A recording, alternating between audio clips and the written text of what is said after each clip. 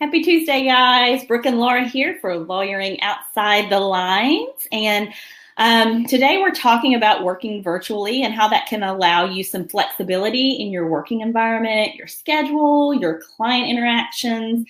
It also improves efficiency and allows you to steadily innovate and also improve your firm more easily without being as cost prohibitive. So having the right technology in place and systems in place can not only add to your team in creative ways, but it can also give you the ability to grow and expand your practice into other jurisdictions or even other areas of your state.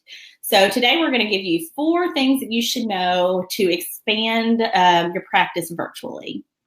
The first thing is what services are suitable for a virtual law firm. So a large percentage of what we do as lawyers doesn't necessarily require FaceTime with clients. We all spend hours drafting documents, making phone calls, returning emails, researching legal issues, handling administrative tasks, all those things, all the fun stuff. But all those things can actually be done virtually. And that gives us the flexibility to work more efficiently when and where, is most productive for us individually. Also, most transactional matters are conducive for virtual or suitable for kind of a remote work type arrangement. But not just transactional things. Things that are litigation based can also be suitable. Pieces of litigation can be suitable for virtual work as well. So, of course, you're going to have to do things like attending depositions, hearings, but otherwise you can kind of design your practice around technology that's going to allow you to serve clients remotely, which is beneficial to both you and the client as far as, scheduling on both of your times and working when and where you can, and also reaching people that may not otherwise be able to physically come to you. Most practice areas are going to be suitable for virtual lawyering and at least having some kind of remote component, but especially suitable practices and services are going to be unbundling, which you hear us talking about limited scope representation, also called as unbundled legal services. I was trying to say referred to as and called, and I just blurred them all together. But anyway, or you can provide like a partial limited scope representation service. And when we say limited scope representation, what we're referring to is an agreement between an attorney and a client to limit the representation to discrete tasks, rather than the attorney representing the client for the full legal matter. So, for instance, I'll talk about litigation stuff. For our litigation-based services, Laura handles our family law cases, and for divorce, we can prepare the documents and provide advice, but they go file and they go to the hearing. So all those things that we are involved with, we can do virtually. Exactly. So number 2 is our let's talk about multi-jurisdictional practice considerations for a virtual law firm. It is kind of a goal of a lot of attorneys to grow and get bigger. That can mean within your own state, but can also mean expanding out to other states. And so there are a few things that you need to think about and research when you're talking about expanding to another jurisdiction. And I don't mean jurisdiction as in a different county in your state. I mean a different state. So there are a few things that you need to consider and think about and research. First, you will need to check to see if there's a bona fide office requirement in the state that you want to practice law. And by you, I kind of mean either you, a contract attorney, a partner, whatever it might be, somebody who's licensed in that state. Let's say you're based in Arkansas or Georgia and you want to get somebody in Alabama or something like that, you need to check to see if Alabama has requirements for bona fide office. Now, the requirement of bona fide office varies even within the states that do require it. So you want to do some research on that. So a lot of jurisdictions allow for law firms to operate without a brick and mortar. Some states that require an address, some will allow you to do a PO box, some require a street address. For example, we have a UPS box instead of a USPS box. It's a hard, apparently, acronym to say, but we have it's not a requirement necessarily in Arkansas, but it's good for marketing purposes and reach out, because Google My Business requires a street address. So we just have a UPS box, which provides an actual street address, as opposed to the USPS box, which is just a PO box number. Also, PO box numbers can be difficult when you're talking about, filing for your EIN and that kind of thing. You have to put somebody else's address on there, and I don't like my personal address on a lot of things. So I don't know about you, but it's those are just things that you need to kind of be aware of. Also, some of the states that have a bona fide office requirement are really strict about it. There are requirements in like New York, and I can't remember if there are in Florida, but we've done this research a while ago. But it's a bona fide office is one thing, but some states require you to actually be physically present in that bona fide office a certain number of days a week, providing services, have set hours, whatever it might be. So you just want to do that research and make sure that you know what that state that you want to move into requires. Once you've researched that state's office requirements, you also need to kind of check with the state bar of that jurisdiction or the licensing body, whoever it is who sets rules on certain things, because you may or may not need to complete paperwork in order to actually get permission, pay fees, whatever it might be, in order to practice in that state. So when we were doing research a couple years ago on expanding out in a different way with our practice here in Arkansas, some of the states, I was doing a lot of research within like the business code and that kind of thing to see if I was allowed to do, hire contract attorneys that were actually employed with us and not have to pay fees and that kind of thing. So you got to do some research. You got to dig around a little bit with state bars, licensing organizations, even the Secretary of State within that state, in order to see what kind of requirements there are. You also want to check with your city to see if there are any requirements and fees for working with your virtual business. So not all cities have a business category for virtual practice. So, if you're going to be an entirely virtual practice in those cities, you may have to register as a home-based operation. Just keep that in mind, and you may have to kind of double check a few different things and keep up to date to make sure you're all legal and above board and nobody's going to come after you for anything crazy. So even though it may be easier and less cost prohibitive to cross state lines virtually, not all areas of your practice are seamlessly transferred into that new jurisdiction. So you really need to keep that research and everything at the forefront of what you're considering when you want to go into another state. Every state has its own ethical rules and procedural rules and requirements, and that includes advertising requirements and marketing and how you can outreach to clients, potential clients. So you need to do, again, I've said the word research about 100 times, but research is going to be your best friend. So just as an example, Arkansas, there's not a requirement for, and even requirements on how to practice law in general. In Arkansas, there's not a requirement for an adoption case to have an attorney present.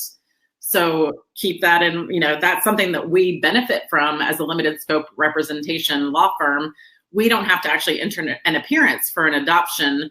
We just prepare the documents, give them instructions, tell them what's going to happen in the hearing, that kind of thing. But other states, I know that, for example, we've been told that in Utah, although their Supreme Court stuff might have changed this, I don't know, but in Utah, there cannot be a guardianship or adoption done without an attorney that represents the party. So you have to make sure that whether or not you have to have somebody physically present in that state, or if your client can go by themselves to a hearing and you don't have to actually enter an appearance, because you can't really do that in another state unless you get somebody else to, vouch for you and all that stuff. So in addition to registration and practice requirements, you should be familiar with state-specific employee protections.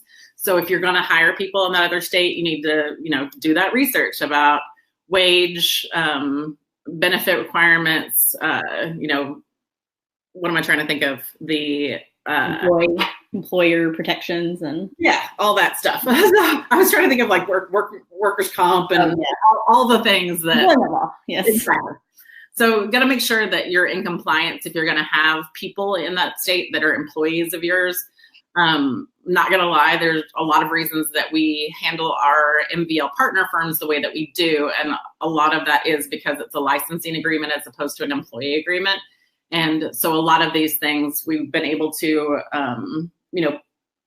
have a different kind of relationship because they're an independent business who just happens to license with the Arkansas or the brand MVL. So another thing, number 3, you need to check and make sure that you're avoiding unauthorized practice of law issues. So you guys all know that the unauthorized practice of law talks about the engagement of practicing law by individuals or entities that are not licensed or otherwise authorized to practice law in the jurisdiction in which he or she is attempting to do so. I read that because that was a lot of words. And if I go off script, I talk too much. So in those situations, Model Rules of Professional Conduct 5.5 regarding the unauthorized practice of law and the multi-jurisdictional practice of law, they address where and how a lawyer can practice law in that jurisdiction and how to avoid those unauthorized situations so that you don't get into trouble. Legal actions that constitute the unauthorized practice of law generally are giving advice, even drafting legal documents, pleadings, negotiating on behalf of a client, representing the client in court. Most of us wouldn't try to represent a client in court or enter an appearance in a jurisdiction that we're not actually licensed in, but you have to be careful because giving advice and, drafting legal documents for that person, just because I do divorces in Arkansas doesn't mean I'm going to help my, dad in Missouri, although I doubt he'd ever get divorced, not a second time, right? So just keep that in mind, that even your cousin who's asking for advice, it's a little bit, I think we all blur that line a little bit, but that's technically considered practicing law in, California, and I'm not licensed there. So I have to be really careful about that kind of thing, and so do you. Another thing that you need to think about is that states vary on the definition of what is the practice of law. So some states have very clear rules that establish, here is what the practice of law means. Some states have that, not every state has that. So other states have case-by-case approaches when they're, looking at whether or not something is the unauthorized practice of law. Punishments, either way, are very strict and severe. They can vary, but it can be technically, they can be a crime. So here in Arkansas, for example, it's actually a misdemeanor if somebody is convicted or caught practicing law when they're not allowed to. So, I don't personally want to be convicted of a crime. I have kept my nose clean for 42 years. I'm going to keep doing that. So just kind of keep that in mind. And another thing to kind of think about is that you want to be clear when you're advertising your virtual practice that where you actually provide those services. So, and who on your virtual law team is, where they're actually licensed to provide those services. And that helps you avoid that unauthorized practice of law issue as well. For example, if you go to our MyVirtual.Lawyer page, you can look and see, if you click on services or hover over services, we have service providers in different states. So the Arkansas law firm, O'Brien and Moore, there's an Arkansas, which hover and you can actually click on our name. We have 2 Texas law firms. We have a Colorado law firm. So it specifically says that Jennifer is allowed to practice law in Texas and is affiliated with MVL.